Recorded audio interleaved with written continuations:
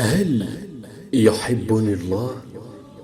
راودني هذا السؤال، فتذكرت أن محبة الله تعالى لعباده تأتي لأسباب وأوصاف ذكرها في كتابه الكريم. قلبتها في ذاكرتي لأعرض نفسي عليها، فلم أجد لسؤالي جوابا،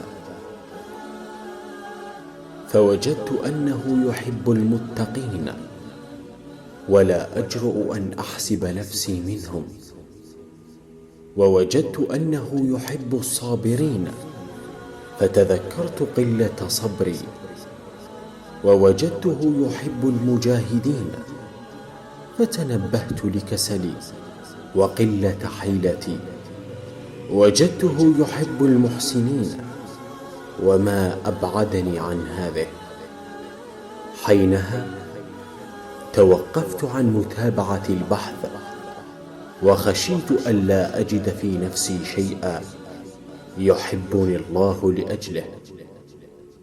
وتفحصت أعمالي، فإذا أكثرها ممزوج بالفتور والشوائب والذنوب. فخطر لي قول الله تعالى: إن الله يحب التوابين.